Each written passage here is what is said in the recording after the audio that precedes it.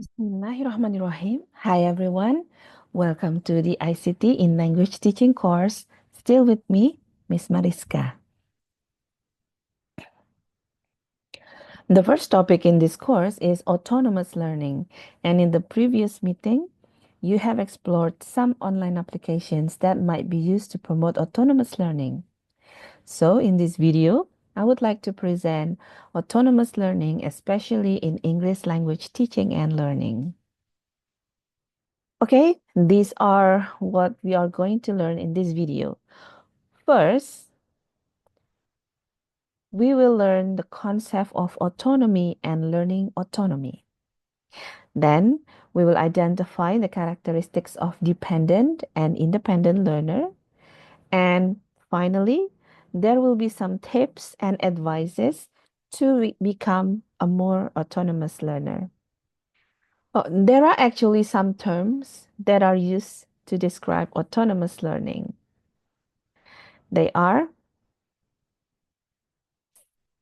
learner's responsibility, self-directed learning, independent learning, learner autonomy, lifelong learning, and learning to learn. So what is autonomous learning? Well, Benson in 2001 defines autonomy as the capacity to take control of one's own learning. So, it is the ability to take charge of one's own learning. For example, you are students, and if you can take charge of your own learning, it means that you are autonomous. So, the main idea um, behind learning autonomy is that students should take responsibility for their own learning rather than be dependent on the teacher. The next question is then, what is actually the capacity?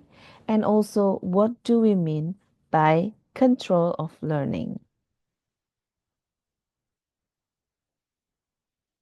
All right, let's take a look at the diagram here. This diagram represents capacity. As we can see, the capacity here includes three things, namely ability, ability, desire, and freedom. Every student or every person has these three capacities. If they can manage these three capacities, they are considered as autonomous. Another thing related to learning autonomy is what are being controlled. So what should be controlled by the student? The first one is the learning management. The second one is the cognitive process. And the last one is the learning content. If every student can manage these three things, they are considered also as an autonomous learner. The detailed explanation about these three things, the things that are being controlled by the students, are explained in the next slides.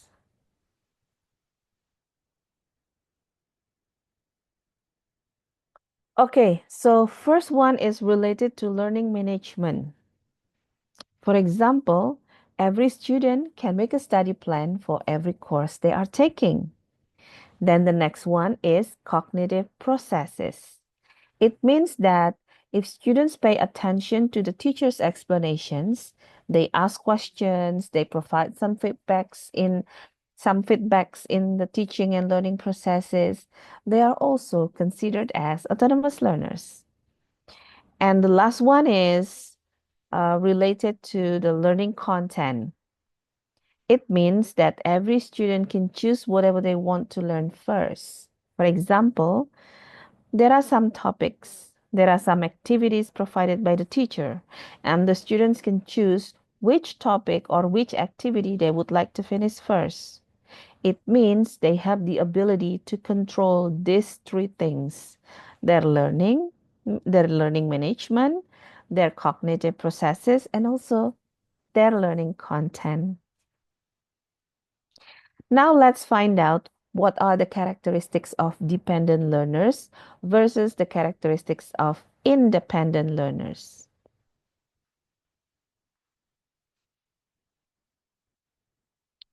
Let's compare how these two are different from each other, and let's start from the characteristics of dependent learners.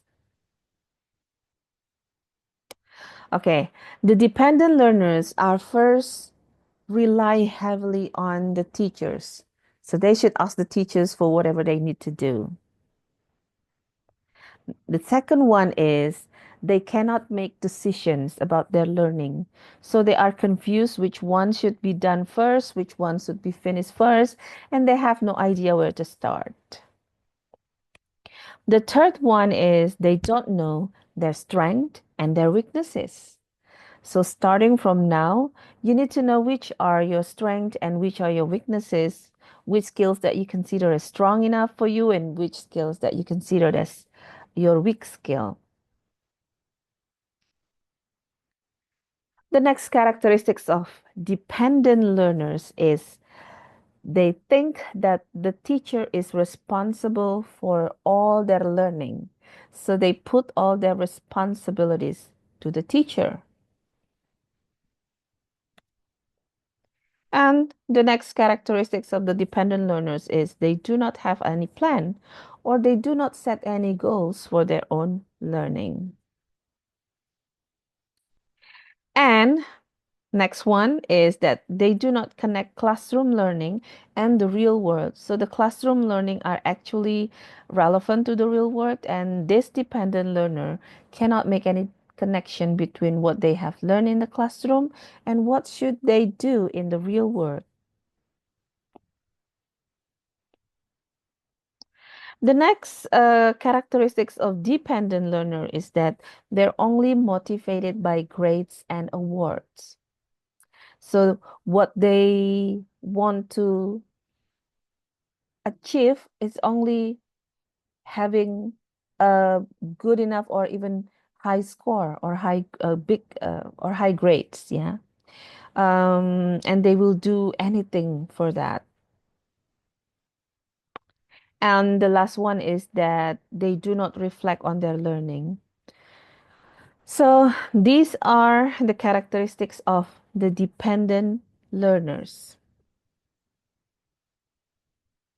Now, what are the characteristics of independent learners then? Well, mostly it's uh, the reverse of what dependent learners are. Yeah. So independent learners are also known as the autonomous learners. So the first characteristics of independent learners is that they know their own learning style. So they know, am I learning best through listening? Am I learning best through watching? Am I a visual learner? Am I an audio learner, auditory learners, or am I kinesthetic learners? So they know their own learning style. And the next characteristics is they are self-reliant. Whatever happened, they will do the task on their hand. The next characteristic is that they can make any informed decision about their learning. And then the next is they know their strength and their weaknesses. Also, okay, am I strong in speaking skill? So I will help my friends in terms of speaking. So I will do the presentation. Am I good at writing? So this person will handle the slides, for example. They know which ones are the strength and which ones are their weaknesses. They also take responsibility for their own learning. For example, if they work in a group that these uh, independent learners will work what is assigned to him or her. Next is they have all the plan or they certainly have goals. Okay, so I have an assignment I have a homework, I have an assignment that should be submitted on Monday, for example. These independent learners will try as best as they can to finish and submit it before Monday, or at least on Monday. So that's the example of having a plan and have set the goals. The next characteristic is that they can connect the classroom learning to the real world, and they also are motivated by making progress in learning. So it's not only about grades for them. It's not only about good scores, but they have their own motivation to learn. The last one is they reflect on the learning process and their progress.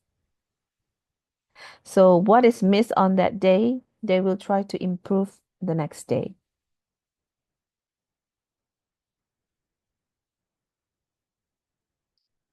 Another characteristics of autonomous learners or independent learners are identified by Omagio, cited by Wenden in 1998. Omagio identified 7 attributes of the autonomous learners. The first one is autonomous learners have insights into their learning styles and strategies. As I stated earlier, so they know which strategy they can learn best. And the next is they can take an active approach to the learning task at hand. So they are active, they ask questions, they clarify things that they don't really understand, and so on and so forth. The next is they are also willing to take risk. So whatever happen, they are willing to take, okay, they are not afraid of being failed. The next is that they are good guessers. And then another attribute um, of an autonomous learners or independent learners is these autonomous learners attend to form as well as to content. There is place importance on accuracy as well as appropriacy, which means these autonomous learners focus both on the accuracy and also the appropriacy of the language. The next characteristic is that these autonomous learners also develop the target language into separate reference system and are willing to revise and reject hypotheses and rules that do not apply. So this is basically similar to they're willing to take risk. And the last one is they have a tolerant and outgoing approach to the target language. So after you know what autonomous learning is, what characteristics of the autonomous learning are, the next question is, how can you be an independent learner? How can you be an autonomous learner? So here are some tips and some advices for you to become a more autonomous learner. The first one is to try to be a more confident learner. You know, be more confident because, there is no wrong. Um, well, it is okay to make mistakes, yeah, especially when we learn English because English is not your native language. Okay, English is not your mother tongue, so it's okay to make mistakes. Okay, and so just be more confident. Yeah. The next one is making learning more enjoyable. Try to find ways or strategies to make your learning more enjoyable. And then the next is to make decision about your own learning. To not rely 100% on your teachers or on your friends. For example, if you are working in a group, do not wait until your friend asks you to do the task. Try to have an initiative. Ask them, hey, what can I do for our group work? The next is to try a better time management skills when you wake up. Think what should I do in the morning, in the afternoon, in the evening, something like that.